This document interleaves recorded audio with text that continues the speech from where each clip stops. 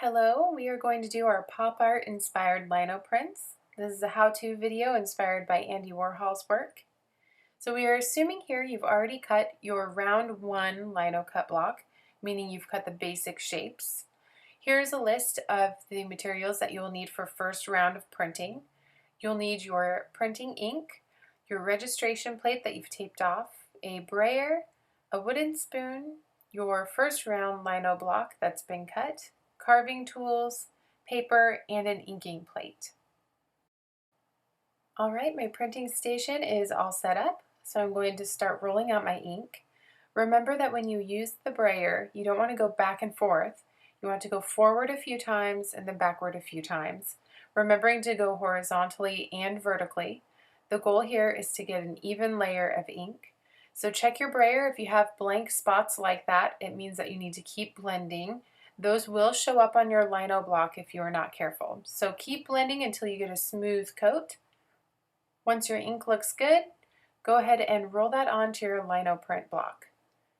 Make sure your plate is registered, meaning that the top right corner is touching the top right corner of your registration plate and the top line is centered with the tape line. Go ahead and roll your ink on your plate. Normally the goal here would be to do one quick swipe of ink.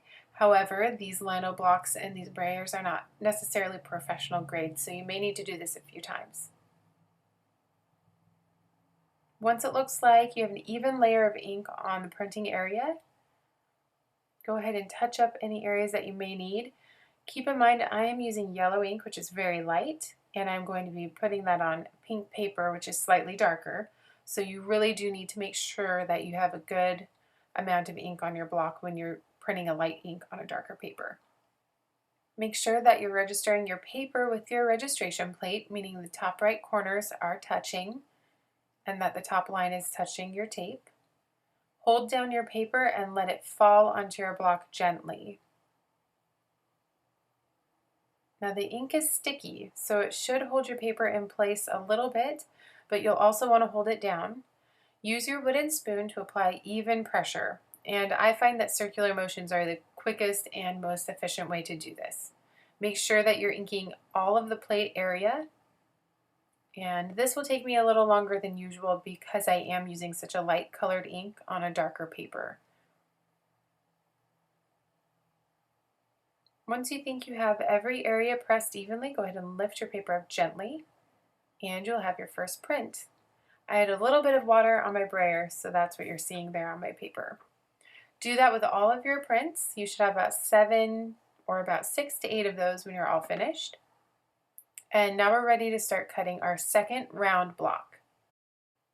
Once you have a clean lino block free from any ink, we are going to start cutting closer to our detail lines. I have a few tools out. This one here lets me get some finer details. It goes a little bit deeper. This one's more of a scooping tool, so you can see that maybe it would be better for the larger areas.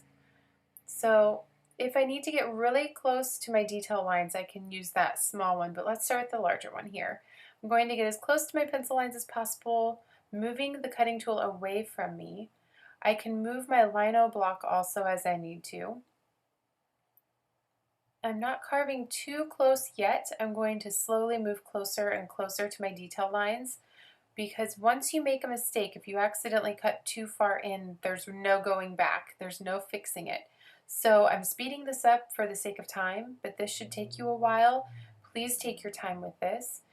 Once you get the big areas removed, you can start using the finer detail tool to get even closer, maybe getting the thinner lines, and just double checking that you're getting as close to your sketched out detail as possible. Remember, once you get the shape you want, you may need to go back through to carve out deeper areas so that when you're inking, your brayer isn't touching the top of any accessories that you may have missed. And we are ready for round 2 printing. So once you have that block completely cut, go ahead and register it back with your registration plate, making sure the top right corners are lined up. Remember to make sure that your paper is positioned correctly so you have a mirror image before you press that down. So please take a moment to make sure your paper is the right direction. That can be kind of tricky. Remember you're using black ink for this round. I'm going to shake it up a little bit, make sure there's no water at the bottom. And you shouldn't need very much, maybe the size of a quarter.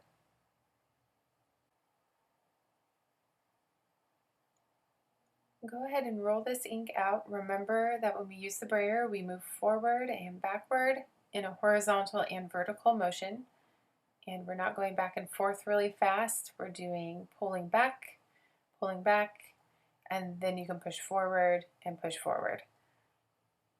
Do that as many times as you need to get an even coat of ink. You'll know it's even because you'll look at your inking plate and you won't be able to see through any areas. It will all have the same amount of opacity to it. And we've talked about opacity, and that means it is not transparent. You cannot see through it.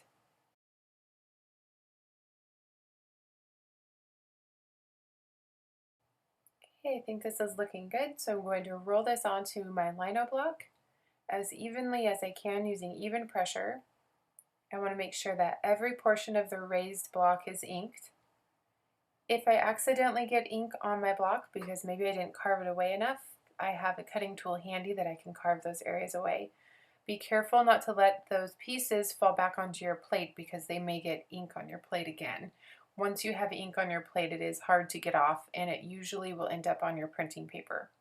So this is kind of a cheating method, but having a carving tool handy is helpful.